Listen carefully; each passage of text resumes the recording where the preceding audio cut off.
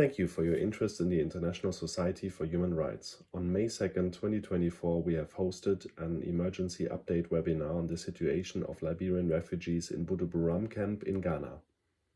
My name is Matthias Boehning. I work as the Secretary General of the International Society for Human Rights, and I would quickly like to set the scene with a couple of slides. So I hope you can see the slides in the background that already show the scene, what we saw when we came to Buduburam the week before last. Actually, as a monitoring visit for an ongoing humanitarian aid project in Buduburam Camp, where the German non-governmental aid organization Giving Hands has been providing food, water, and sanitation and shelter support for many, many years. Thomas Schirrmacher later on will be able to provide more details on this. And since Thomas, Martin Warnecke, who works with Thomas and myself, had visited Ghana in the capital Accra during that week, and Buduburam is not far away from Accra, we said we will do this monitoring visit to monitor the ongoing project. But what we found when we were on site was, like you said, Martin, appalling and horrible, because only then we found out that on 27th of February this year, the Ghanaian government had started to demolish large parts of the refugee camp, Buduburam, which is also known by the name of Liberia Camp because of all the Liberian refugees who had moved there during the years of the civil war in Liberia, which was at the beginning of the 1990s. And because 45 to 60,000 people, that's the estimate, live there in Buduburam, and most of them come from Liberia or have at least Liberian roots, the nickname, so to speak, of Liberia Camp has been given to this place. So as soon as we went there, we had the chance to connect with Dennis Dixon, who is with us in this call, the coordinator of the camp. And we are very thankful, Dennis, that you can make time for this emergency update and that you will share with us later on. So Dennis explained to us the situation in the camp. And here you see another picture of the demolishment that took place, the demolishing. So what you see here is the rubble from previous shelter, simple homes that poor people had. That's all they had, and they were destroyed by bulldozers that were sent by the government as an easy solution to an apparent problem, but we will talk more about this. So what we did during our visit, and you can see a couple of pictures here, is we looked at the site, we talked to many people, we had intense conversations, but very importantly, we also looked at the passports of some of the refugees and some of the people living in Buduburam camp. They had received Liberian passports, which showed a temporary residence permit for Ghana in them, but without the opportunity to earn anything and to make a living in Ghana. So they are legally allowed for that period specified in the temporary residence permit to stay in the country, but this is not a solution where they can build a life or build a family or have a livelihood in this country. It's simply for the fact that their refugee status has expired and that they are now being given temporary residence permit. So I want to show you some more pictures, because immediately on the next day after the visit to Buduburam camp, we published an article in our ISHR newsletter, which went out through the main distribution list. And you can find it on our website. You can even find it on the specific site that was created for the purposes of this emergency update today, thankfully by our colleague Bonje, who is our head of communications in ISHR Secretariat. So there you find the link to this article. And this article was also taken up in some Liberian media. So here you see the website of Smart News Liberia, which more or less took over the complete article.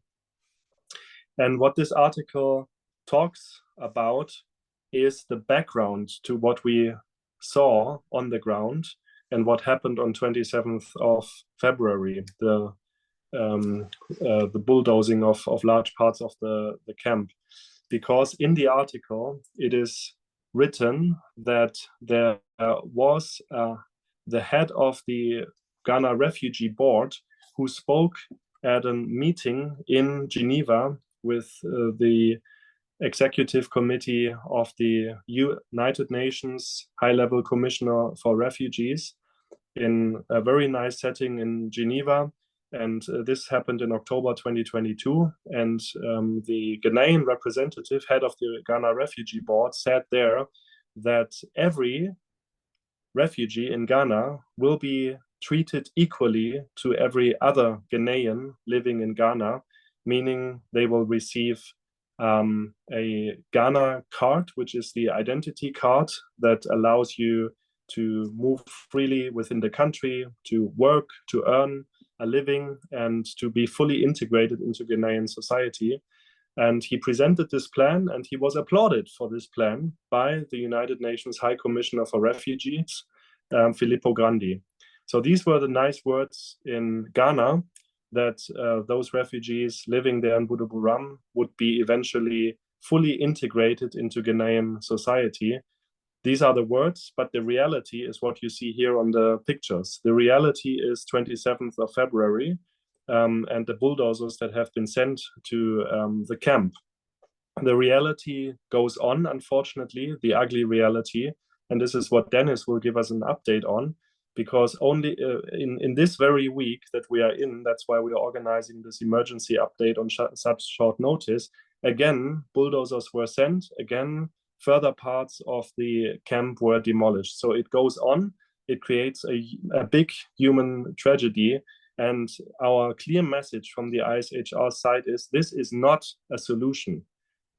The solution that needs to be found for the people in Buduburam might be complicated, yes, because there are two options: repatriating them back to Liberia, which is not easy. Yeah, some of them have been voluntarily repatriated. They returned to Buduburam camp in Ghana because they did not have any support and they did not succeed in settling down in Liberia, because all they know is living in Ghana, living in Buduburam camp. That's where they have their networks, their contacts, their knowledge of life and of living. The other option is fully integrating them into Ghanaian society, which is also complicated, admittedly. Yeah, I'm not saying it's easy. So there are two complicated solutions on the table. And yes, this is complicated. The governments have to find a good solution. But our clear statement is that an easy solution, demolishing the shelter of those people, the simple houses that they have, just in order to get rid of them, is not a solution. It's not a humanitarian solution. It's not an acceptable solution. It's no solution at all. So this is the reason why we're having this webinar today, to inform a wider group of people about the situation, about the unfolding tragedy that is happening in Buduburam, because already now Dennis gave me an update the last days that food is becoming short, water is becoming short, and this is exactly what we had anticipated, which did not happen before, but which is now happening. So in order to finish the slides I wanted to show you, let me just say it was the story was taken up by further media. Here you see the front page of the media front page in Liberia.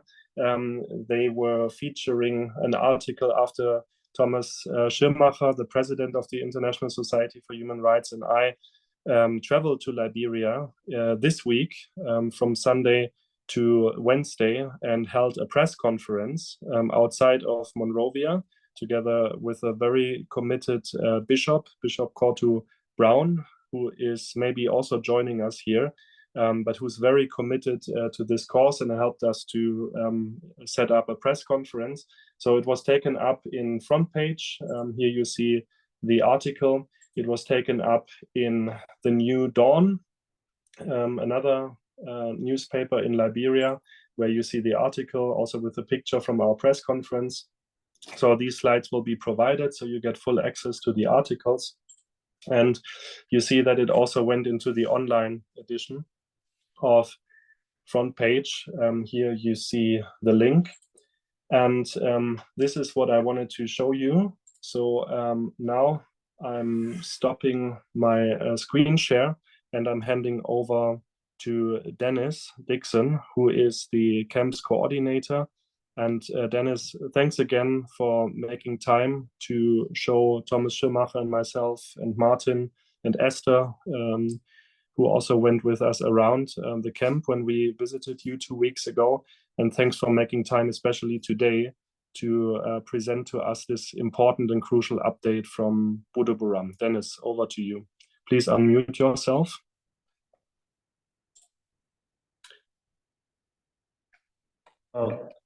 Thank you so much, Matthias, and thank you to Thomas, and thank you to the Human Rights Organization for thinking about Buduburam. And I really appreciate your effort by giving our situation to a human face. You know, Buduburam was established since 1990, and we was given Buduburam by the government of Ghana to live here as the war was going on in Liberia until 2003, where the ID cards were given to people as a refugee to stay in Ghana. By the time 2009 and 2009 to 2010, the sensational was invoked, and they said there was two options. One is to return to Liberia, which is repatriation, and the second one is to be locally integrated in Ghana. Some choose to go back home because they choose to go back home, that is their home, and some decided to be locally integrated here, and going back home just like that was not an easy task. So there were so many people who choose to be locally integrated. In the process, the government of Ghana have asked the government of Liberia, who don't know the agreement, how the passports of Liberia was given to the refugees in Ghana. When the passports were given, there was residence given to us, and the resident restricted all of us. You can do business and you can do work. That's how we went. And we have been struggling over and over here. And by the grace of God and Mr. George Bannerman, who in connection with Mr. Thomas that have been supplying, giving waters and food to residents of Buduburam. Some part of 2021, they said they wanted to demolish Buduburam. And we said, no, we have nowhere to go. In fact, children that were born in Buduburam, they are about 34 years old today. They have not seen Liberia. They don't know anything about Liberia. Two, there are children who came and born here or who came with their parents and they all die here. And so it becomes a difficult issue. And I have been on and on until on the 27th of February this year, we were sleeping 4 a.m. in the morning. The government of Ghana came with a bulldozer. We went there to ask what is going on. They said they're about to demolish the camp. And we said, for what reason? Because we have been living here for all these years. And they were not giving our listening ear. I went to the police with all of my executives. We go to the police, and the police said the decision is from the above. They can't do anything. So I decided to recall what was going on. They arrested me, took my phone, and later they turned the phone back to me. And I called all of the security apparatus. Nobody's have made an attempt to come to our aid. And now until a month plus before the Liberian government came to Ghana, and they said, since this is the case, we are asking you to go back home. And we said, no problem going back home, it's not the issue, but how are we going back home? Because children were born here, they don't know Liberia. People came here by the age of 2, 3, today they are almost 40. Complex for us. Even as we speak to you, where we stay, Matthias were here and he saw the living conditions very congested, and no food, no water, and sanitation have been a problem. So there are so many issues. So we are asking the organization to please come to our aid, because some is willing to go back home and some are not willing to go back home because of the situation, because they grew up here, they born here, and they are still living here. And we are seeking whether there can be relocation of those people who are not prepared to go back home, to be relocated somewhere outside Buduburam, because they are giving up the 30th of May to vacate Buduburam that we are late for 30 some more years. So the conditions is complex. As I speak to you, 2 days now, there is no food at the centers. People are struggling, no water to drink, no water to bathe. And since the incidents have occurred, we have not heard from the government of Ghana. Nobody's has come up from the government of Ghana to say, look, what is going on? It is not good, or to condemn it. No, nothing. It was just up to last week when Mr. Bannerman brought some food, and the food wasn't enough to even take out of the centers. We have over 11 display centers. And Matthias, we went, or most of the area, you saw how people were living. So that is the condition that we are finding here. Ghana Refugees Board have abandoned all. They turned their back on all. UNHCR are not also coming here. And we are sleeping in the street. We're sleeping on a tree. When the rain is falling, there is nowhere to stand. And when Matthias and Thomas left, another bulldozer came and demolished another 2 centers where people are sleeping.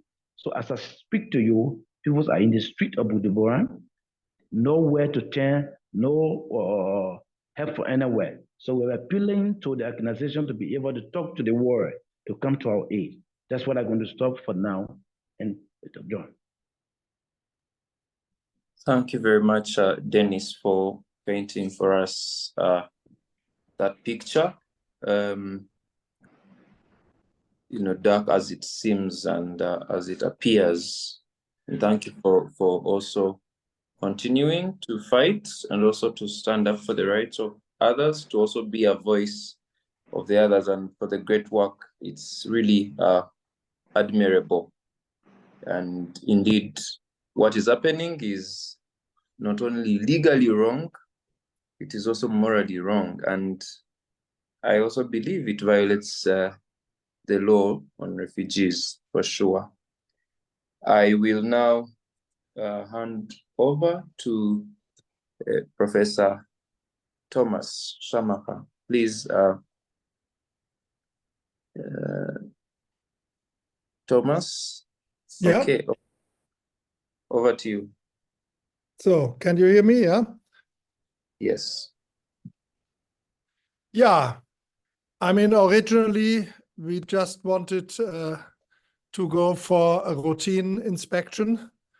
Our government here in Germany expects the charities when we send money to long-term projects, and we have been helping the refugee camp through the help of George Bannerman for many years, or even decades.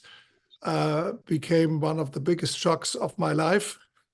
I thought that I even would not need to go to the camp if it is closed down, believing what the UN had reported about the whole thing, that there is a good plan how to resettle the people, only to find that a large part of the camp already had been cleared, not only destroyed, but we have the photos where everything is flat. So I don't know, you can build something on it already. The larger part of the camp was totally destroyed. And what was most shocking for me, that between all the metals and wood and bricks that originally made up the houses, you find out the very few things that those people owned. I mean, you could see all the things babies and kids would play with. They just were broken in the middle. You would see clothes, you would see cups, and those people really do not own much, but they even did not have the time to take all this out. So even if the destroying of the houses would have been legal, this was really a major theft, taking the few things all those 10,000s of people have from them or destroying it. So I think your house would not only be destroyed, but with everything in it, so that you cannot use your whatever you have. We saw churches. They did not touch churches in itself, but the churches have holes in their roof now, so it rains into it, so people even cannot find shelter in the churches because everything is wet. We even saw our water tanks, the tanks that were financed by the German charity, standing totally alone. Everything around them was destroyed. They did not touch what could bring them into problems with foreign NGOs, so they exactly knew what they did. This all in the middle of heavy rain. So in the night, otherwise you could say, okay, you sleep on all this dirt, but there's really no place now to have a roof about the head. So it was not, I have to say, it was not only shocking to see what they did, but they exactly did it in a time where it would hurt most people, obviously hoping that those people just would leave, they would disappear, but those people don't have another place to go to. They were born there. The vast majority of people never have seen anything else than this camp, so they even would not know, sorry for saying this, where the bus stop is to go elsewhere. And we have told the government in Liberia, as a human rights organization, our first interest is not to blame this government, make a big fundraising show. Our first interest is very simple, that the 10,000 of people who have nothing now receive drinking water, food, and a shelter about their head. So they at least have the basic way to live. And then, of course, we need a long-term solution for that. So I address this to everybody that is involved in the whole matter. That is the government of Ghana, the government of Liberia, the UN High Commission of Refugee, which we hopefully will meet the next days. I call upon them to find a solution, a very simple solution, that people have drinking water, have food, have a shelter above their head, and at least can have a basic living, what you call living. And then, of course, there needs to be a long-term solution where, if not in the camp, where else to settle all those people, a solution that includes that they have a chance to learn, all the many, many young people, the majority of young people, and to work to earn their living. Thank you very much.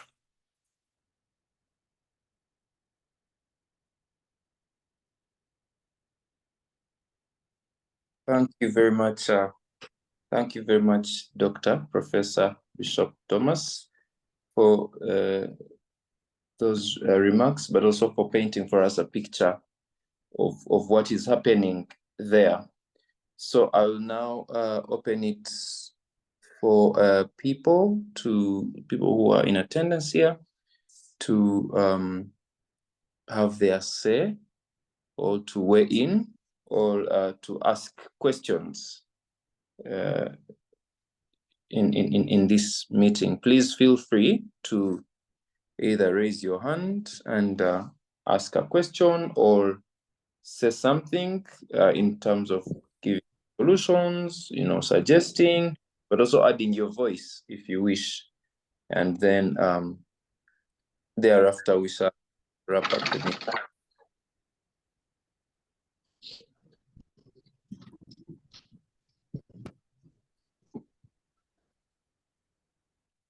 Emmanuel, are you saying something?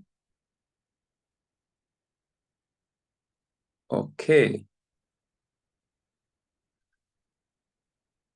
Okay, if we don't have any, okay, Matthias? Yeah, maybe one more observation linked to a question to Dennis. When Thomas Schirrmacher and I traveled to Liberia the last days, we had many conversations in Monrovia with people, and one quote still sticks to my mind when I asked somebody, actually the head of a Liberian NGO and charity, about Buduburam, and I said, is this a topic in Liberian society? Is this something people speak about? And he said, no, nobody speaks about it. So what's the matter? Why do we have so little attention in an apparent unfolding crisis for many tens of thousands of people.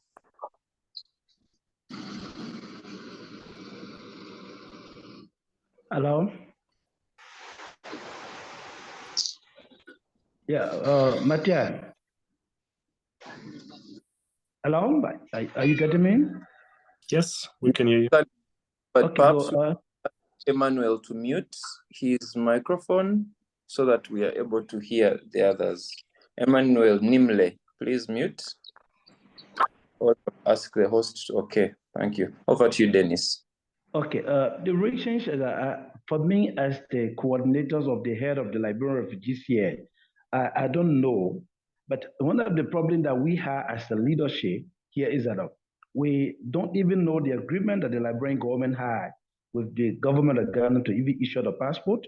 And we don't even know why will Liberia as a country, as a citizens outside here, going through all of this problem and they are not discussing it. It's a very big problem for me because I have tried to reach out to everybody, communicate us all of the information from here, and like what I've been doing to you, giving them update. So I don't know why they are not taking it serious there. But the issue is that for the years that we stay here, for the years the children that are born here stay, most of the people in Liberia think that, oh, we are Ghanaian now. That's what I believe. Because our issues is pathetic and our issues is very serious. And I think our government is supposed to take this very serious. But I don't know why they are not taking it serious.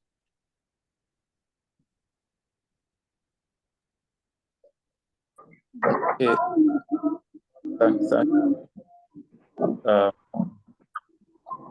That thing. Yes. Yes, Rancy, please say something.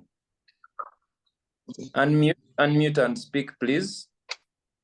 Okay, my question goes to Professor about the issue of splitting to the government to give us residents to work. Considering the integration process, after we are denied to work for several years in Ghana, now to give us residents to work. Do you think such integration will be possible?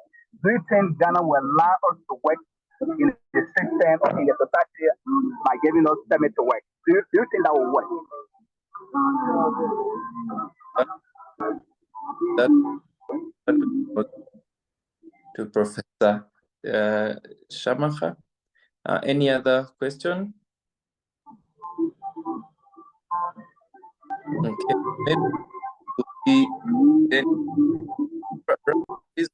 okay. Maybe mine will be to Dennis as we, towards the wrap up, to just tell us in a few sentences what you wish or what you want, particularly the international community, to do, what you want specifically. Yeah, but let that come after Thomas has answered the question that was addressed to him. So you'll simply what you want that the international community does, so that we share this also widely. Over to you, Professor. Yeah, I did not clearly hear the question, so Matthias got to summarize it. Yes, so what I understood from Rancy was he more or less asked, is it realistic that some of the refugees or all of the refugees living in Buduburam would be integrated into Ghanaian society? How could that work? If I got you correctly, Rancy, that's what I think I understood. And if you could elaborate on that, Thomas, how this could legally and practically work. But I can also add to that. Rancy's question is like, after they have denied us all of the years. The integration process, giving us permit, do you think having a permit after we have been denied to work in the society, with this time around, will it be workable and will give us resident permit to work? Okay, I mean, politics has its own rule, and it's always hard to say what is possible and what is not possible. There have been more difficult situations than this one that have been solved. On the positive side is there was a plan by the government of Ghana to the UN High Commissioner. And this is a legal pledge. I mean, this is not just telling them some nice things. Yeah. So there is a good chance that the UN will require them to fulfill their plan. The good thing is, on the plus side is that money is available because the camp has been lived anyway with the help of all kinds of different sources, including private charities, some of whom we contacted already, and all would be willing to go on in helping with the situation. So it would not be first of all a budget thing. And then the third plus is this worked. Obviously, the plan was that no one would get to know about it. So we just happened to be there. And now it is not only in the all over the media in Liberia, and it's getting to all of Africa now and beyond. But the facts are now known to the Liberian government. And we will present it to the UN High Commissioner now. And that means that for the first time, there is there will be political pressure. Yeah. So I cannot promise anything. And I cannot take over the government of Ghana, of course, and I don't want to. But we are in a situation where we have at least some good reasons to believe that this plan, that obviously was a plan to do it in secret without anyone getting to know about it, and thinking that the people living in the camp themselves do not have enough contacts and power to act on this, that this plan failed now. And so there might be a chance that we find a positive solution. And I would say all the countries of West Africa have a history of integrating large groups of refugees into their countries. I mean, this is not the first time it happens in West Africa. And I don't say that in all cases it went well, but it happens. It has happened. And there are good examples how it can happen. Because on the other side, you know, there are also places in Liberia where you have larger groups of people from Ghana living there who have their places. So as I said, I cannot promise anything. I even could not promise anything if I would be very wealthy, because that's not the first problem.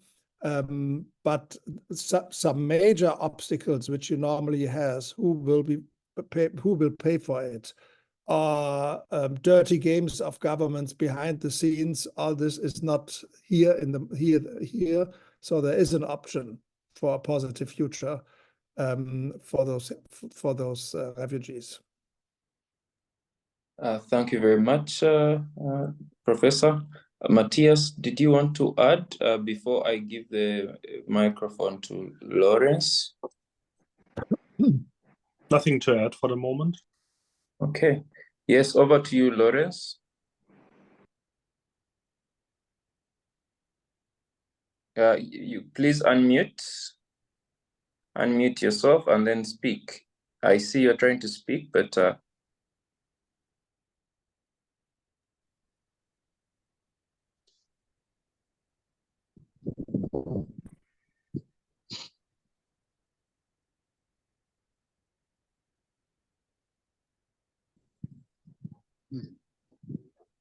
Hello.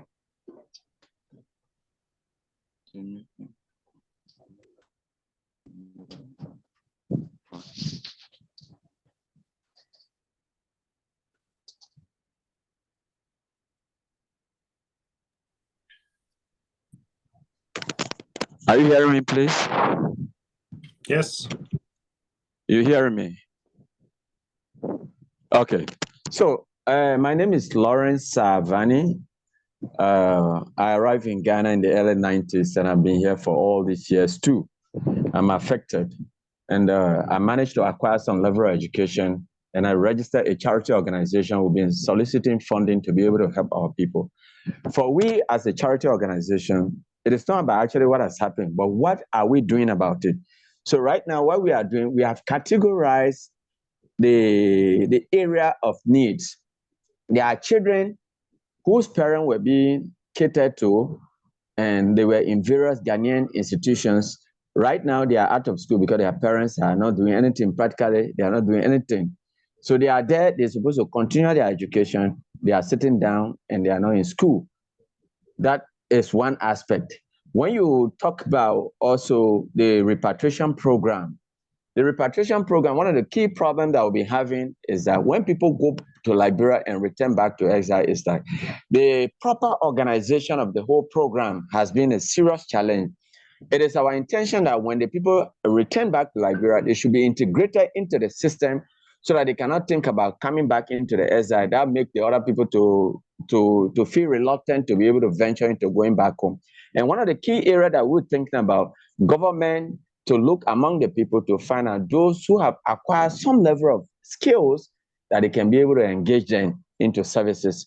And then the old women, some came here as young girls, but now they are old and they are going back. We have no connecting relatives in Liberia. There should be a way we should be able to cater for these people to keep them engaged, give them some businesses, find them a place to be able to stay.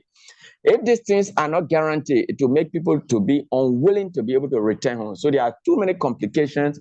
We have a project on that. I don't know, maybe I'll be able to submit to our chairman, Dennis, to be able to forward to you people to see a comprehensive approach as to what we think as an NGO we need to do to be able to help our people to salvage the situation. But the situation is very terrible. And if care is not taken, even recently, one of our brothers died because he was worried that there was no resettlement. He can no longer go to America and other countries. He has to go back to Liberia. Out of the worry, the next day is dead. So we suspect that it is overthinking about how the situation is going to look like in Liberia. And there are a lot of guys in the camp who are facing this problem. It's very, very serious. We are talking to our people back home so that they cannot be able to take the situation into their hand because they are saying that what the Ghanaian government has done to us, they are not happy about it. They want to react. We are talking to them to take it onto a diplomatic platform, the government to government issue. But the situation is very terrible. We have almost 2 million Ghanaians in Liberia. They occupy every sector of our economy.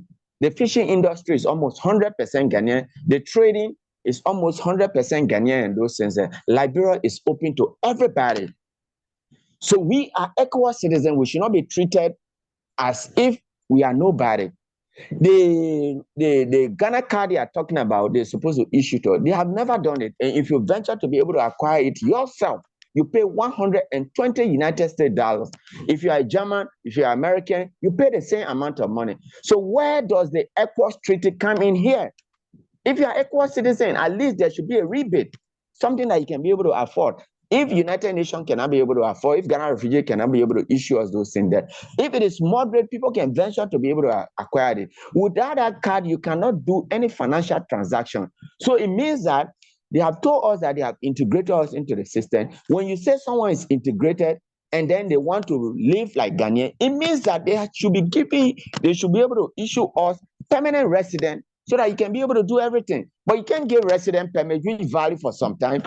It means that it is just a pretense. It is very bad. The situation is very terrible.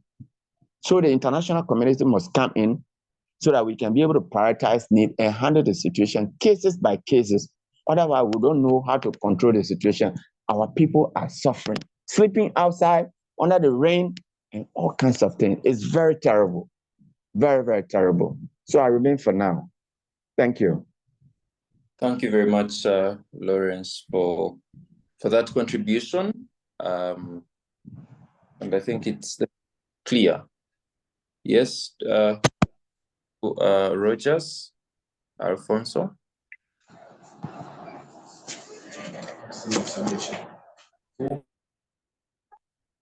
Yes, please, Alfonso, unmute yourself and say something.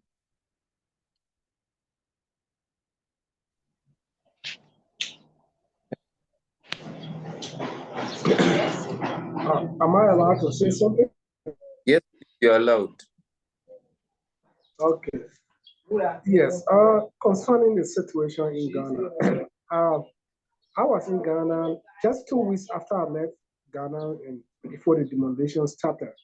I was actually running an NGO there. I have a school there helping the kids to go to school. Even some have training with high school, some in high school in Ghana.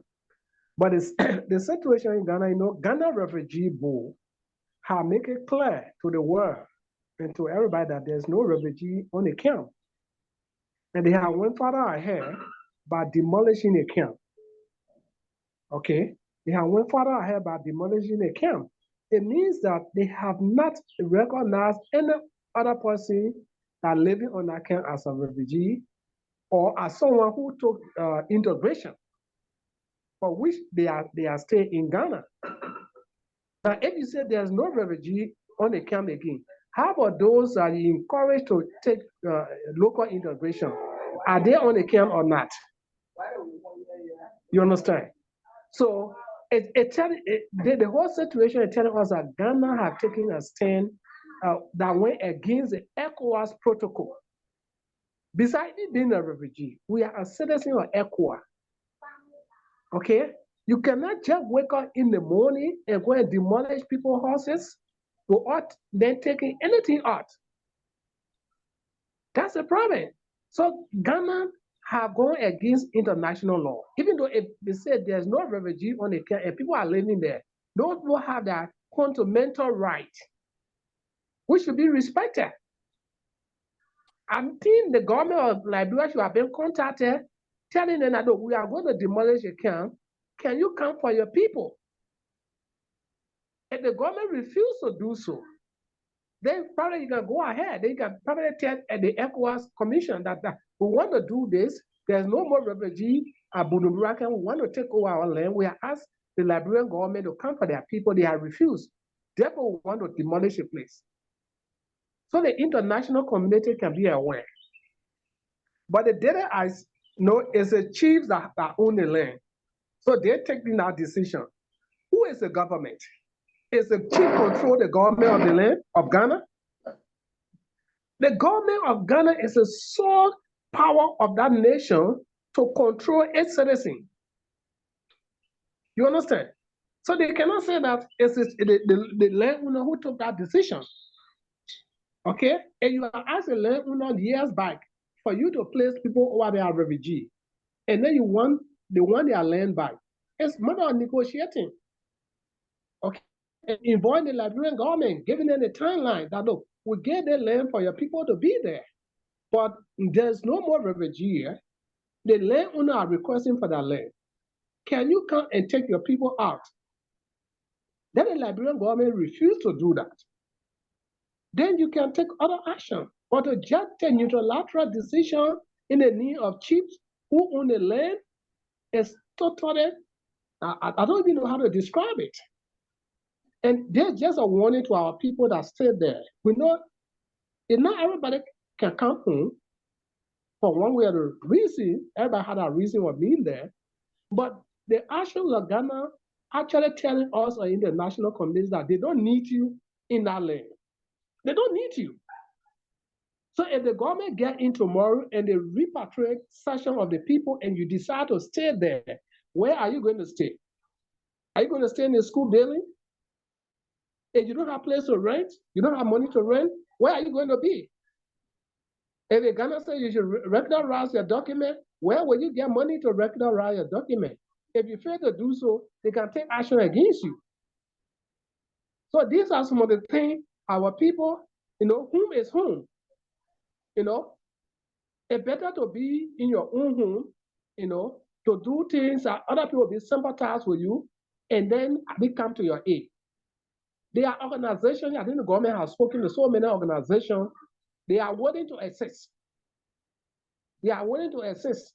Those who don't have any skill, there are organizations willing to assist to put them into vocational school and so on. I have gone to RRRC many times when the crisis started. I met with the officials there. Dear Rogers, I'll ask you to conclude. Yes. I met officials that day and I communicated with people on the camp. They told me the process is in place. We're dealing with time. Let's do it short. Okay, yes, Rogers, time has, but thank you for those points, Rogers. We've had them, but also it's very important that the government of Ghana respects people who are seeking refuge and who have been there for this time. You know, it's people have to feel safe. They shouldn't even be chased away or pushed away, where in any case, as we've seen, they may not even belong. And yet where they are now, they really belong there, and legitimately so. So I will now ask Dennis to wrap up, conclude. We want to conclude in the next about 9 minutes. So I'll ask you, Dennis, to briefly conclude and like I answer the question I stated before, what you want the national. Okay. Okay. Thank you so much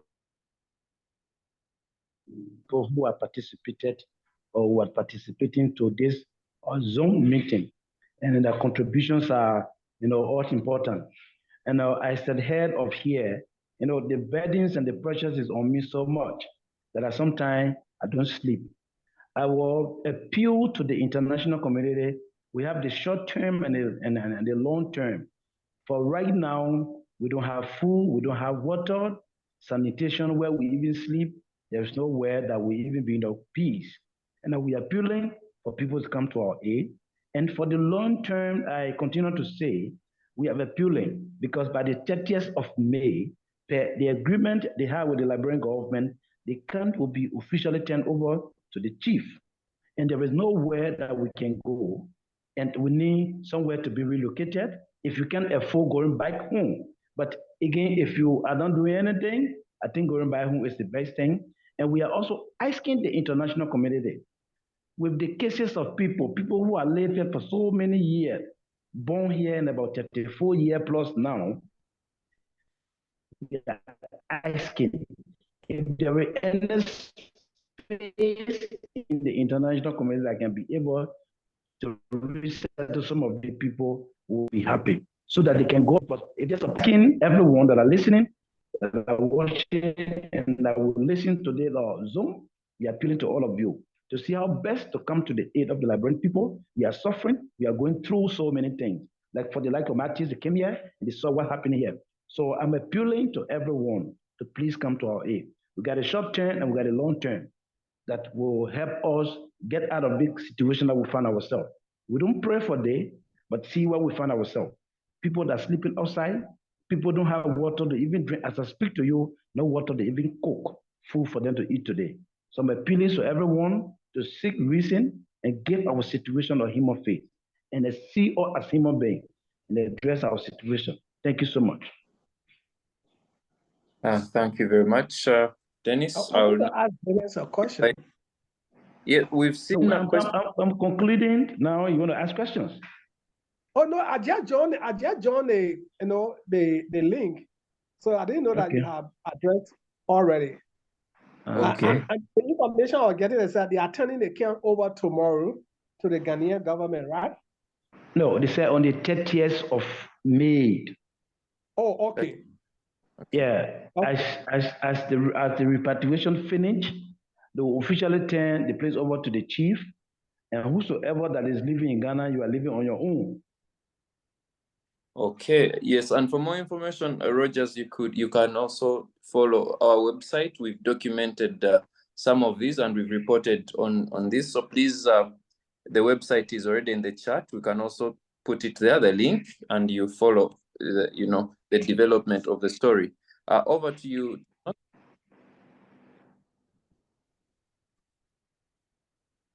Yes, Thomas, Professor Schirrmacher, your concluding remarks.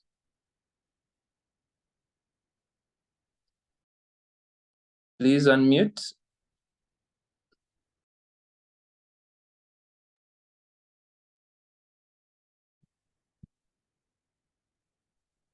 Sorry. Yeah, I think everything has been said. It's this is a very grave human rights violation. It is a dirty game in which people de facto become stateless, even so officially they have a passport from one country in which they cannot live, and have a permanent resident for another country, Ghana, which they cannot use because it in the same moment clearly says they cannot work, they cannot even take money in. So which de facto makes them stateless and de facto makes them completely cut off from a way of living. And I'm talking here very principle about the human rights to water, the human rights to food, the human right to shelter, not about any kind of worthwhile living. And we heard that there is in May a date in which officially they want to declare so everything has happened, and we hope that we are able to at least get the public in between to change this. We will keep you informed. Go to our website on the newest developments, and I hope that we can give you in some few days better news than we have them now. Thank you. Thank you, Thomas, for that message. Over to you, Matthias. Yes, thank you, Martin, for moderating and facilitating this emergency update. Thank you to the team of ISHR Secretariat that has set everything up in high speed since yesterday. Please, everybody who joined, thank you for your time, but please spread the words. Please talk about this because the world needs to know and decision makers need to know. We are trying to do our best on the ISHR side, but please also help us to help. So this is my request to everyone here on this call. And as we conclude, I just want to honor Dennis, the coordinator of the camp, for your important work. We have heard about the important work of Lawrence. Thank you for also sharing what you do. And I specifically also want to honor George Bannerman, who's here in the call. I don't know, George, if you can show your face to the meeting if you want. But George is the one that Thomas has been talking about in his intervention, who has been implementing humanitarian aid measures for years and even decades, if I'm not mistaken. So George, thank you also for your great work here. And this is all we can say for the moment. Please keep in touch with us. You can follow the ISHR through the different channels, and the website that has been set up, that has been shared in the chat several times, is our key platform where we collect all the material, also the pictures. Alfonso, you shared about where you are sleeping. Thank you so much for these pictures. This is all what we need to share the story. So thank you very much, and back to you, Martin, for closing this meeting. Okay, thank you very much, everyone who was tuned in, who has attended this meeting on short notice.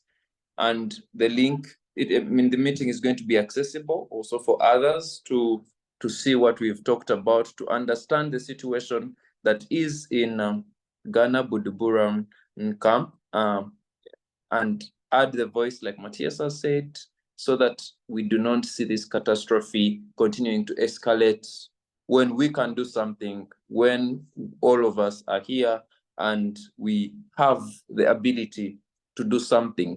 No one is too inept to do something, and no one is too powerful not to be stopped from doing something, mainly when it touches the lives of people.